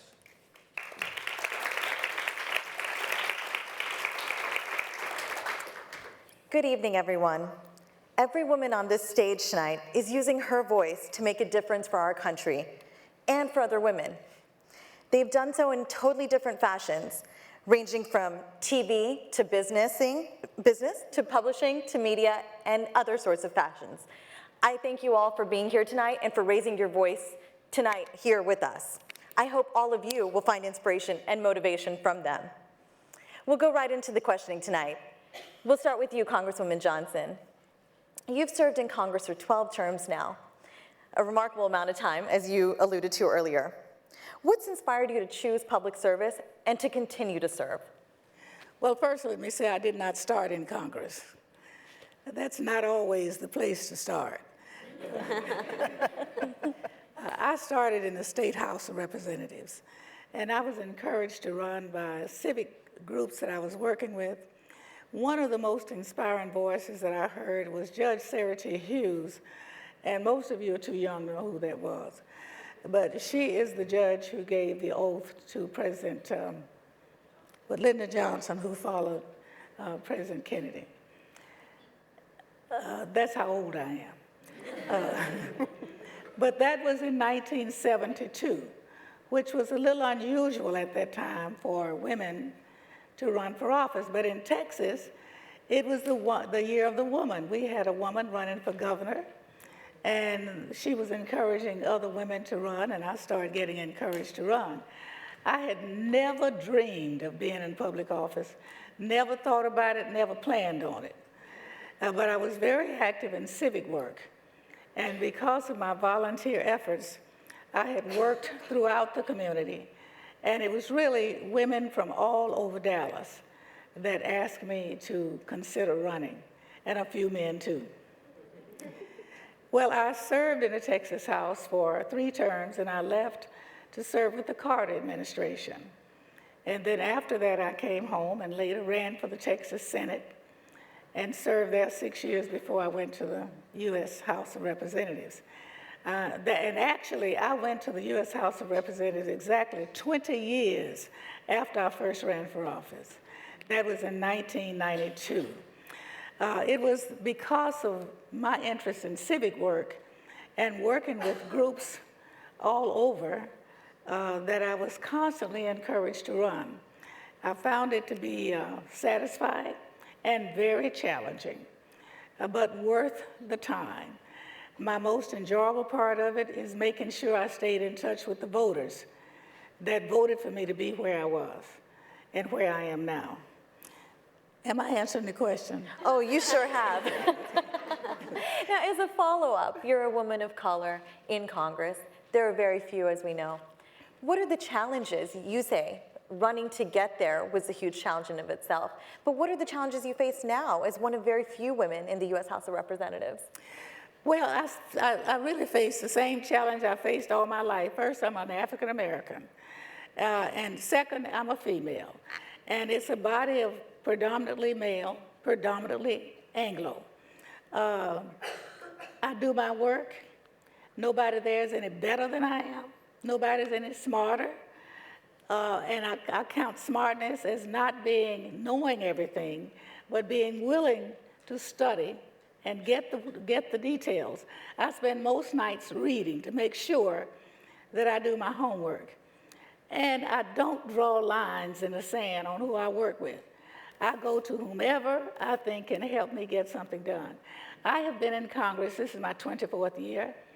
I have been in majority 6 years. The first 2 that I went there and 2 during the time of President Bush and the first term of President Obama. But there's never been a term that I didn't get a chance to do something because I kept my mind on my work and I did not draw lines, party lines, when it came to get something done. You know, we get up and you see all these 1 minutes where people do all this talking. You don't see me on 1 minute too much. You don't see me on the floor doing too much talking at all because the work is not done on the floor. It is done in committee and it's done in your office or in somebody else's office working on the issue. Some of you might remember the name of Tom DeLay. How many kind of remember that name? Okay. The reason I said that is because Tom DeLay was a Texan. He became one of my best friends. We had served together at Texas level. And when I went to Congress, I was in a majority and he was in a minority. And he said, oh, I'm delighted you're here. And he said, and you're in the majority. And so I said, well, if we can work together on something, I'd be happy. And that's my usual response. So I really didn't think much about it. Well, the very next term, he was in a majority. And I took him up on it. And we worked very well together. As a matter of fact, there were times when someone in the Democratic Party would say, why do you work with him? So I said, because he can get it done. You got to work. You got to work with whomever can help you get a job done. As you take your work seriously and don't take yourself so seriously, you normally can get things done. Thank you, Congresswoman. Your service is certainly inspirational to many, and you've epitomized that no matter what side of the aisle you're on, you can work with others to get things done. You got to go where the power is. We'll turn to Jay Newton-Small now. And Jay, what we'd like to ask you tonight is more about this presidential election, because you've been closely following it, and you've been following the gender dynamics in particular. 2016 is a historic and critical election of women's votes, and essentially the role that women's votes will play. It's a huge part, basically, regardless of who wins or loses tonight. I'm sorry, not tonight, tomorrow, and into November. So tonight, what we want to ask you is, what are the most important ways women are making a difference to the outcomes? I come to the campaign, I write for Time Magazine, and I just actually have a book out called Broad Influence, How Women Are Changing the Way America Works, which you can sort of think of it as a precursor to Lauren's book, which is coming out, Crossing the Thinnest Line, in September. But it looks at, I did a story for the magazine about 2.5 years ago about the women of the Senate coming together during the government shutdown to restart the negotiations to reopen the government when none of the men would talk to each other. And I was interested out of that because it was the first time the Senate was 20% women, and they really had a huge impact. They ended up producing 75% of the legislation that passed the Senate that session. And so it was such a great, to me, it was such a great telling moment of how powerful women can be. And I found that it turns out there's a huge body of research out there that shows that whether it's a legislative body or a corporate board, a Navy ship or an appellate court, when women get to somewhere between 20 and 30%, it's a tipping point, and they really begin to change the way things are done. So I'm now back covering the campaign for Time, and it's been a really, an interesting campaign to cover, actually, in terms of in terms of gender dynamics. Obviously, on the Democratic side, you have Hillary Clinton, who has struggled, frankly, against Bernie Sanders, and I think in many ways because she is a woman, a female candidate. She's struggled to connect with younger female voters, and she's struggled to really show passion. And I've written a little bit about this, where as a woman running for executive office, it's very different than running for legislative office. You only have your you have to pass a toughness test that you don't have to pass as a legislator. A legislator, it's all sort of, it's like a much more collaborative job, whereas executive office, it's much more command and control. It's much more win-lose situations rather than win-win. And so in order to do so, you have to show that you're tough, and you have to show you're pragmatic and somebody who can get things done, but you also have to be likable, which is a very hard thing, I think, for women to do both. And for Hillary, it's been tough because, you know, Bernie, it's like, you know, you go and he like screams at you for 40 minutes and people are like, yeah. And like, but Hillary, when she screams, you get Bob Woodward going on Morning Joe going, hey, she's shrill. And that's really hard, I think, for women to overcome.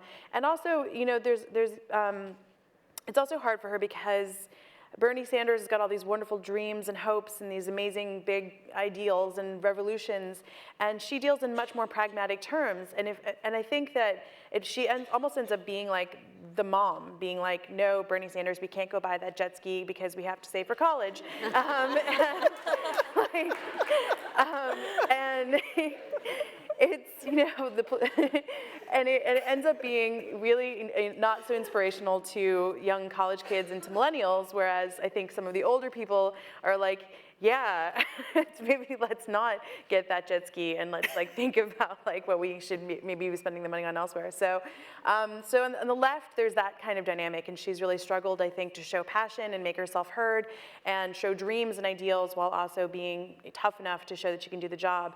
On the right, it's been interesting because you know, Donald Trump kind of sucks up all the male votes in the room. So if you look at his demographics, most of his voters are men, which has left the kind of rest of the field to seek female voters. And then you've seen a lot of the men, like the other candidates, suddenly become really soft in many ways. Like they're all campaigning with their wives. They're all like talking about like their, you know, programs they would do for like women and how they benefit women. And, you know, like you've got Barbara Bush out there before Jeb Bush dropped out, stumping for her son. You had Marco Rubio with his wife. You had Ted Cruz with his wife. So Ted Cruz spends a lot of time in the campaign trail with his wife talking about how he met her and talking to women voters. So it's been interesting to see them try to appeal to the female vote in order to counterbalance Trump's sort of huge pull with the male vote. But as Lauren said earlier, women vote 10% more than men do in this election, well, generally most elections, and they've won every election since Ronald Reagan. And so the key to the general election will frankly be winning women. And it'll be very interesting to see what happens. On the Republican side, two of the frontrunners, Donald Trump is underwater with women, you know, Republicans, independents, and Democrats by 45 percentage points. And Ted Cruz is underwater by 37 percentage points. And so that's going to be a very hard turn for them, I think, going into the general election. That'll be fascinating to watch, depending on who wins it. So either way, it's definitely an election that really speaks to women and women voters. Jay, thank you so much for your insight. I know I, for one, am one of many women on both sides of the aisle who enjoys your writing and coverage, so thank you. Thank you.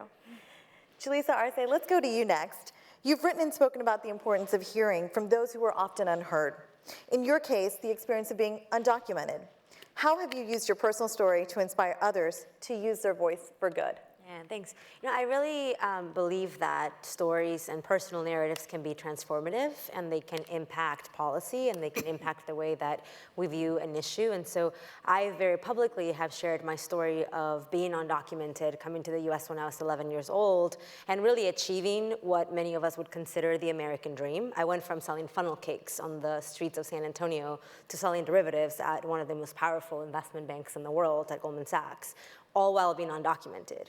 And so I think that by sharing that story, it really hopefully inspires people to view undocumented people differently. I love what Katie said about, you know, we're all American citizens. I actually became an American citizen last August, and this will be the first presidential election that I can vote. And you know, I love what you said, that we're all American citizens, despite what side of the aisle we're on, and that's kind of how I think about immigrants. Regardless of whether we have papers or not, we're all human beings, and hopefully we can connect on the fact that we all have ambitions and dreams and aspirations, and that's why we come here. And so by sharing my story, I'm helping to shift the conversation and shift the narrative of how we view this issue that is very political, right? Immigration has been at the center of every conversation we're having as a country and in this political election. But I think we forget that behind immigration, there are immigrants, and we're people. And really the inaction or actions that we take around this issue affect human beings. And not just immigrants, but you know, I think of my sister, who is still undocumented. She has 4 children who were born in the US, and they have to be afraid when they're doing their homework that their mom and dad may not come home that night.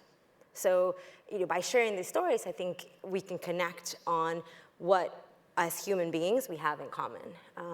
And what's been really amazing in me sharing my story is that there have been so many other immigrants who have come out of the shadows and shared their stories, and shared like the reasons why they came to this country, and not just undocumented immigrants, but immigrants who came here with visas. I came here with a tourist visa, right? So hopefully by sharing my story and inspiring others to share theirs, we can have a conversation that is not so political, that can be more viewed in human cost. That's great. The power of storytelling is second to none, and immigration is one of those issues that's really going to be a central one to this year's election. So thank you for sharing your story with us. Thank you.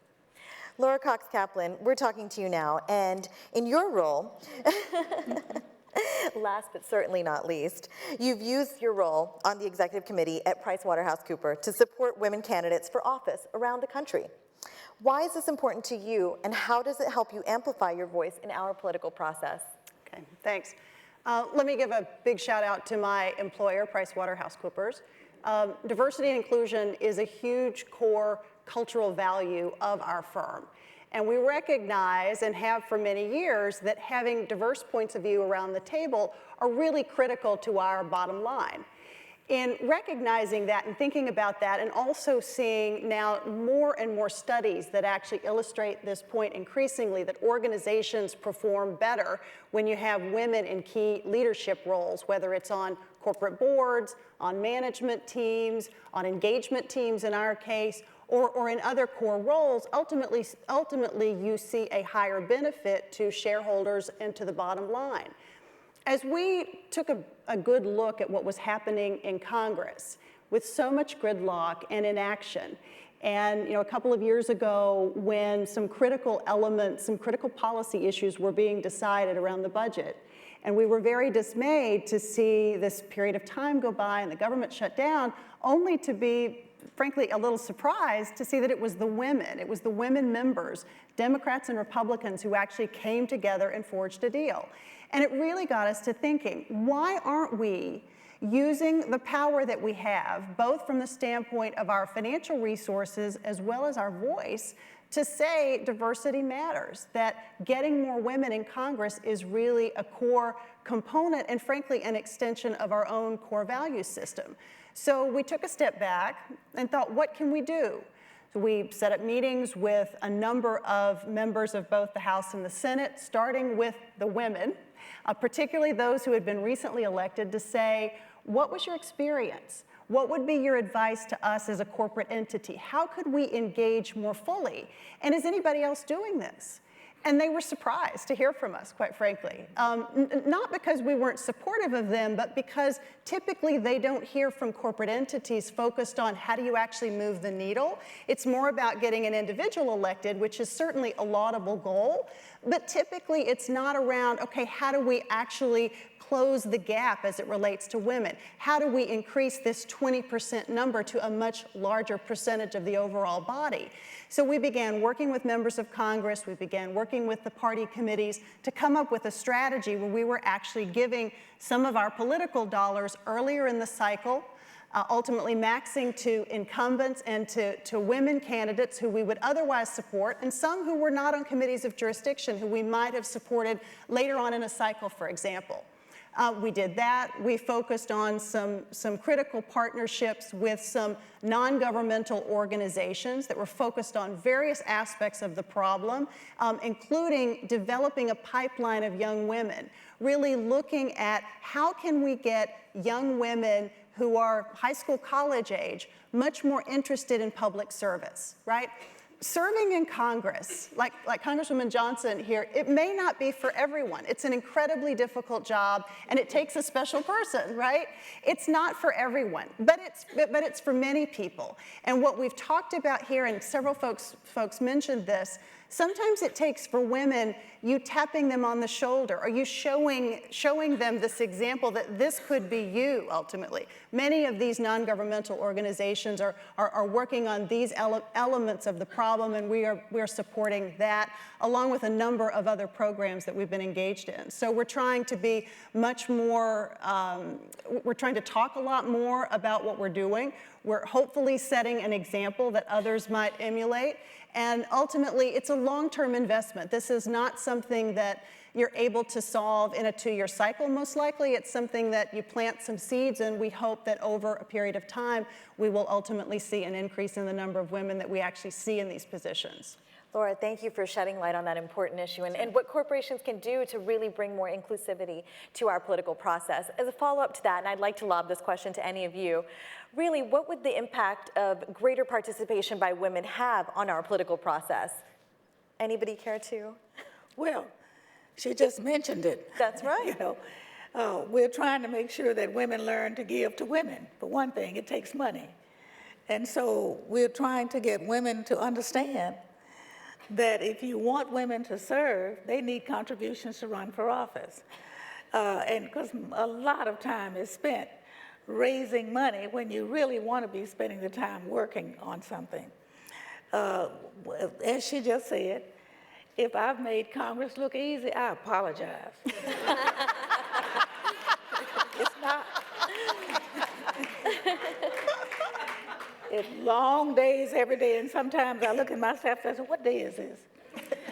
Because one day just goes into another. And certain times when you're on certain cycles, whether it's budget, reauthorization, or whatever, you know, there are 3 processes that you go through before you get around to voting on the actual money. You first have to do the budget, and then you have to do the authorizations, and then you do the appropriation. They just never go as the way they're supposed to go. And really, it really has helped to have more women in Congress. Because first of all, I think women are more eager to get something done, so they're more likely to be the ones to use old relationships. Like, you know, I grew up in Waco, Texas, and there are 2 other people that grew up in Waco, Texas there, and they happen to be in good positions. One is chairman of Rules, and the other one is the past chairman of Energy and Commerce. And so when I need something, I know that they're not going to take the initiative to do anything that's going to cost money, but I tell them all the time, I'm tax and spend. Tax and spend, not just spend. And so I'll go to them and I say, we got a problem in our area and I need your help. And they'll listen, and they'll say, well, I can't help you on that. I said, well, can you be quiet? Just don't say anything. And so, but those are the kind of relationships you have to develop. And I really have developed that with all of my colleagues up here, and obviously they're all of them of another party. But we're friends, and we were together last night, and I said, good luck Tuesday. I hope you all get reelected. 2 of them are pretty worried. And I said, and they said, oh, you don't have to be worried. I said, I have as much to worry about as you. I have opponents. I said, but I do stay a little closer to my constituents because I never forget why I'm there. I don't go to the clubs and do all the whatever, but I do spend a lot of time making sure that I'm looking around the district to see what is needed and what I can do. I don't like to promise false things. I serve on 2 committees, Science, Space, and Technology, and Transportation and Infrastructure. And I happen to be the ranking member on Science, Space, and Technology. I work with another Texan who is chair. We don't see eye to eye on anything. He doesn't believe in climate change. He doesn't believe in research. But we never had a cross word because I'll catch his hand and I'll say, look, everybody else thinks this is real. Why can't you see it? And he just smiled. So, but you gotta have humor. You've got to be, and you don't see men doing that near as much as women. You know, men will sit there and be mad at each other and just won't say anything. I can't do that. I have to say, hey, what's going on here? Let's do this. Something. It's personality. Gender does make a difference because the sensitivity of women is not necessarily the same as the sensitivity of men. And especially when it comes to very core family issues, children issues, family issues. Now, I can't tell you that there are no men not sensitive to all of it because many of them are fathers, but we have to remind them. I'm a nurse, and I get away with that a lot by saying, when they come to all the gas and oil from Texas, I say, look, I'm a nurse, health, health, health. We got to think about children's health. I don't care how much money the corporation is making, we got to think about the health. You rarely have a man saying that. They might want to, but it is rare that they say it. And it doesn't mean I'm anti-gas and oil, but it does mean that I give myself an opening to make sure that we don't get the important element of what is healthy and what isn't in our environment. Can I just build on that Absolutely, a little bit? please. You know, you're bringing up so many great points, and it just illustrates that notion that women lead differently than men, right? It doesn't make it better or worse, it makes it different. Right. And what the Congresswoman has just illustrated is some of those incredible skill sets that women have that oftentimes are different than what men have. We have a tremendous ability to read body language, for example, in a way that oftentimes men do not. We empathize in a way oftentimes that men do not. We bring the experiences that we have oftentimes, oftentimes of being mothers and wives and daughters in a way that men do not. And it's a very rich composite that's incredibly important, that makes a huge difference in terms of bringing that diversity to bear. Oh, without a doubt. Thank you for mentioning Laura. I can add something. Sure. When I think about like why women need to be involved, right? Lauren and I were having a conversation, and she said, you should run for office one day. And I was like, absolutely not, because thanks to Facebook, there's probably a picture out there of me that would not get me elected. There's a good operative. I was like, if you need a good operative, there's one that can help you with that, don't worry. I cannot run for office. I cannot run for office. However, there's very, and someone mentioned it earlier, that there's a very simple reason why we need to get involved, because there are issues that affect our daily lives. And if we don't get involved, then someone else is making the decisions for how we're going to live our life, right? When I think about the fact that women make 70 cents on the dollar, and for women of color, Latina women, we're making 57 cents on the dollar. That is unacceptable. Like, that is not okay. And it makes me so angry every time I think about it, and it should make all of us in this room angry when we think about we're making less for doing the exact same jobs. And unless we get involved, that's not going to change. When I have a child, I want to be able to spend time with my child without worrying about how I'm going to pay my rent and how am I going to, these kids are going to be the future generations of America, and if I can't even stay home to take care of them, that makes me angry. And that should make all of us mad. And just for that simple reason, we need to get involved, because unless we make our voice heard, then those issues aren't going to change. Julie, so that's truly inspirational. But we're almost about out of time here. So I just want to do something and put all of you on the feet here. Jay, I haven't forgotten about you, and I want to start with you here real quick, because this will tell you how quick on our feet our panelists are tonight. What is one thing any woman can do to make a difference in our democracy? Just one thing any woman in this country can do to make a difference. Well, vote. The obvious. The obvious. Run for office. Become president. So you would say vote, Jaleesa. Anything different? We know we can vote. We know we can run for office. Is it doing lit drops? That's part of the whole process. Even encouraging your friends to get involved. Sure. Right? Like if you can get one other person to go vote with you, I think that's really important, right? Like talking to your friends about why it's important and the issues that affect you and your community. I think that's really important. Sure. Expose your children to the political process, your daughters and your sons. Show them, take them to vote with you, show them this example. It's incredibly important from an engagement standpoint. The most important thing that I know that you can do to be active and be involved is to vote intelligently.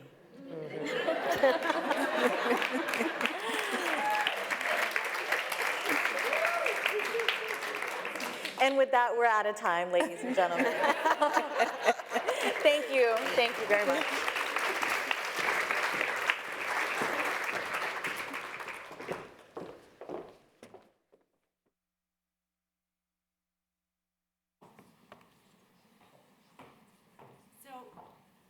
We're a little over time, and we're going to ask you to stay with us for just a couple more minutes, because it's actually probably one of the most important pieces of our program, which is we want to share with you some incredibly important tools that we're about to launch on our website, aitogether.org.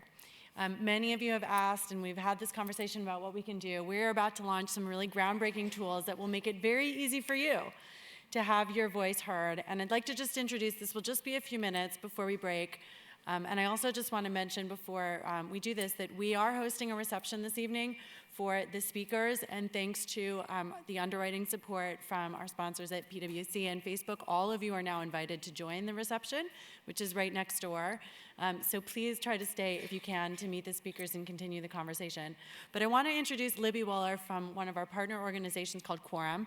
They're an amazing technology company that's working with us to bring the tools of civic engagement to all of you in ways that are really easy and really accessible. So she's going to share with you really briefly what you can do tonight, tomorrow, whenever you're ready, through our website, allintogether.org. Libby. Thank you so much, Lauren, and thank you, Courtney, as well, for having me today. As she mentioned, I'm with Quorum. We are a software company that enables anyone to influence the legislative process, which is what brings me here tonight. We are launching our partnership with All In Together and are very excited to launch the All In Together Action Center, which is what you see on the screen here. And a couple ways that this platform is accessible to you all. The first is that it's easily accessible.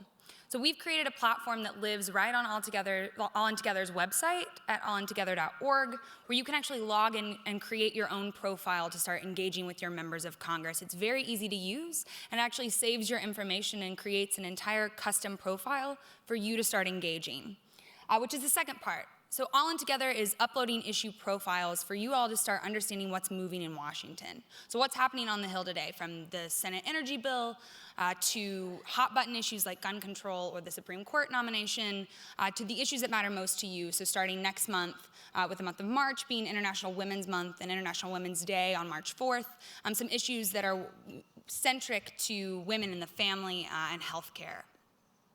So not only can you get an overview of all of the issues that are moving on the Hill, but we've actually created some in-depth profiles. So here's an example of one on the Supreme Court. To understand the background on the issue, which members on the Hill are actually going to champion legislation, and perhaps what legislation is already moving.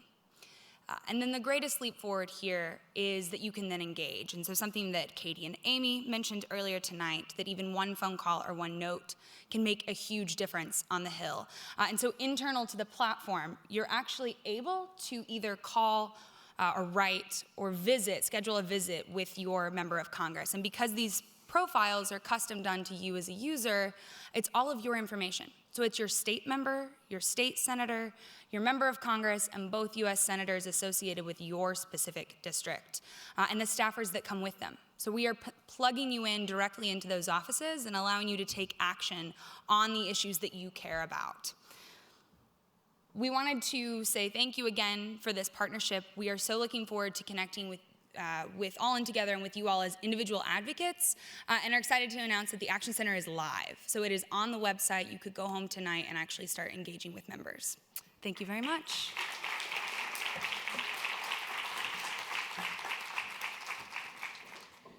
So first of all, thanks to all of you for participating, for coming, somewhat taking a risk and coming to spend time with an organization that you didn't know in a place you've probably not been before. I hope you learned something and that you walked away inspired. And I didn't say much about my own background. I do not have a political background. I never worked in politics before I launched All In Together. I had a corporate day job in human resources. Somebody mentioned the family leave issue. That was my issue. That was the one that really spoke to me, because I had to write maternity leave policies in a couple companies run by men who were not especially interested in those policies, and I got mad. And I picked up the phone and I called someone I knew in Washington, and I went to Capitol Hill and I started talking to members of Congress about passing family leave. And actually someone mentioned it because it is one of those topics that has been around Washington for years. There's not been progress on a bill on that topic in Washington. There has been in the states, and not everybody agrees on what the right solution is. But for me, that was my issue. That was my issue that made me want to have a voice. What is it for you? We all need to make that decision.